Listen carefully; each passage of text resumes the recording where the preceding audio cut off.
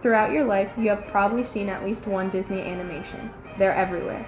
Disney is best known for its top-quality animation and the captivating charm used to grab the attention of audiences all over the world. Over the past 100 years, almost all of his movies have been tremendous successes during their time. From 1940's Fantasia to 2014's Frozen, Disney's movies have dominated the animation playing field. But how did Disney become so successful? How did he open the doors to the animation world that all of us are so familiar to today? Well, to figure that out, we have to go back to the beginning, back to the small accomplishments and advances in animation that paved the way for the movies we see today.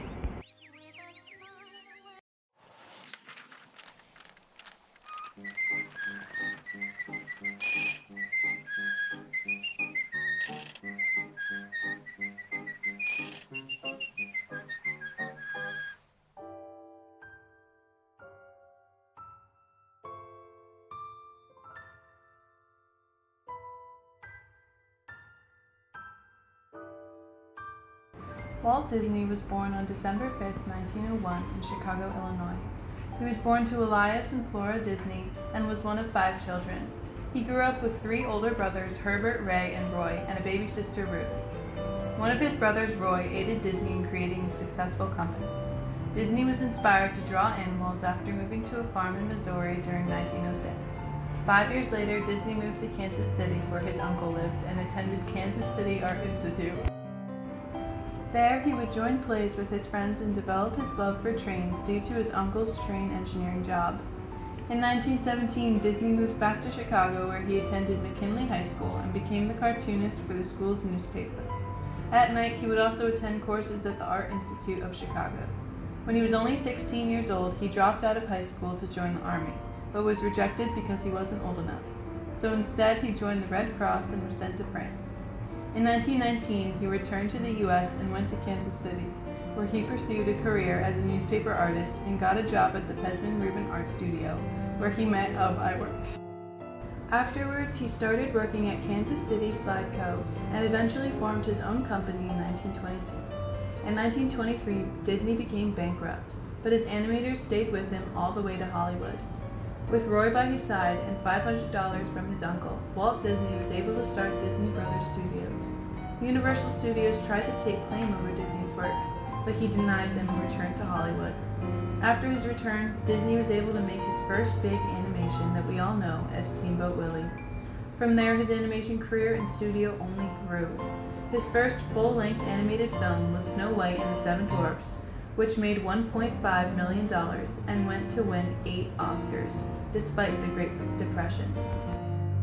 Since then, Disney's success hasn't stopped, and his legacy has lived on in the Disney films produced today. Disney passed away December 15, 1966, at the age of 65 due to lung cancer. Film historian J.B. Kaufman commented on Disney's movies by saying, "I don't know whether it's widely recognized, but the biggest concern of the studio during those years was what they called personality animation. That means that the artist can convey a lot about a character's personality, not through the story or dialogue, but through the way the character moves. Any acting student can tell you that if a character has to walk across a room, there are 100 different walks the actor can use, and each one tells the audience something about the character. The animator does the same thing with successive drawings of a character. That's a very difficult craft, and only relatively few animators were able to master it. I'd like to point out that Snow White was a real showcase for that principle, because the 7 dwarfs themselves were a textbook exercise in personality animation. There were 7 of them, all of similar height and appearance, but the instant one of them appeared on the screen, the audience had to recognize which individual it was. Here, Kaufman recognizes what made Disney's movies so unique and complex. Disney's never-ending streak of movie successes all began with the creation of the infamous cartoon character Steamboat Willie, later known to the world as Mickey Mouse. Walt was running out of luck with trying to push for a cartoon about a mouse because no one was interested and he couldn't land a contract. Warner Bros. Had just come out with the Jazz Singer, which was the first motion picture with synchronized sound in 1927. This encouraged Disney to try using synchronized sound too, after 2 previous Mickey Mouse animations that didn't really grab the audience's attention.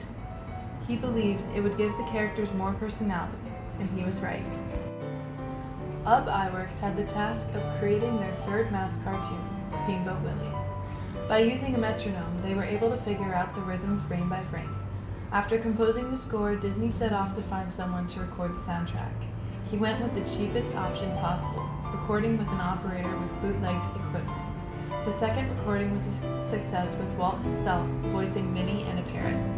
It premiered on November 18, 1928 at the Colony Theater in New York, drawing better reviews than the full-length movies released that week.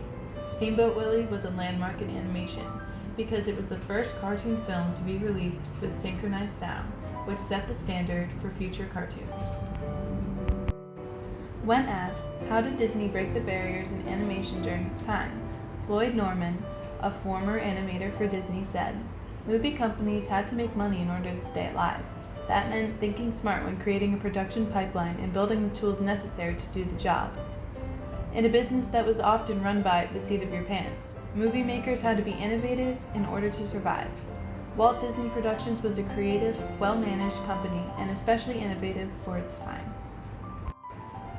Disney broke the barriers of animation through his willingness to take risks and experiment.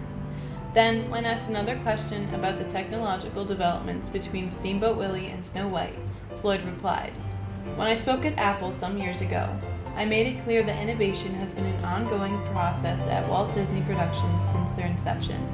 It began in the 1920s and it continues to this day. Walt Disney wasn't the first to create animated films, but he and his dedicated staff nurtured the amazing filmmaking medium. The Disney animated motion pictures set an industry standard, a standard that the Disney artists and technicians continue to improve on. One can see the quantum advance in animation art and technology in the few years from Steamboat Willie to Snow White and the Seven Dwarfs." Floyd's mention of Snow White brings another important achievement of Disney's career into the picture, the creation of Snow White and the Seven Dwarfs. He was hoping for this to be the company's first big feature at a cost of $500,000. This was a lot of money at that time, especially for such a small studio. Many artists from all over the US met up to help Walt Disney make his imagination become a reality. He had to have many meetings to come up with the perfect script for Snow White. One of the many doubts of making this film was the dwarfs. Animators found it hard to create human figures, but now they also had to make human-like creatures too. It took a lot of sketching and planning just to figure out how the little men needed to shuffle and waddle. Trying to make Snow White was difficult due to the high expectations people held for animating humans. Disney always found that animating animals was easier due to people not understanding how the different creatures fully move. But the audience would notice how Snow White walks and acts because people can see others doing those actions every day. To solve this problem, the studio hired people to act out what they would have the animated characters do. The animators could then copy the footage and use it for the final draft. They used Marjorie Belcher, a young dancer, as a guide by having her dance like Snow White was to do in the film. They had to have photostats of the movie frames for any precise scenes, so the animators could take close observations. New technology was needed to make Snow White and the Seven Dwarfs flow smoothly. In order to make many layers of background props, the drawings had to be stacked on top of one another. The animators would then take a photo of the scene with the stop-action camera. To make the movie look more real in 3D at the time, they purchased a $70,000 multiplane camera. J.B. Kaufman commented on this in an interview by saying, "After the addition of sound, which Disney had already accomplished in Steamboat Willie, the most obvious ones are the introduction of the Technicolor and the development of the multiplane camera crane, which gave an added illusion of depth to the key scenes in Snow White. Similarly, Walt didn't rush to make color cartoons when other producers did, but held out for the introduction of 3-strip Technicolor, which gave him a rich, beautiful palette of colors in his films." In the end, Snow White made a profit of $8 million. This was more than any other released film of 1938. The audience, including adults, all fell in love with the story and its amazing plot. Throughout Disney's animation career, he started a new age of movies by creating animated films. Although he wasn't the first to create animations and synchronize sound to them, he was the first to add flair and charm to them, which made them so popular all over the world. It seems unlikely, but if you had it to do over again, would you do any part of it differently? No, I don't think I would.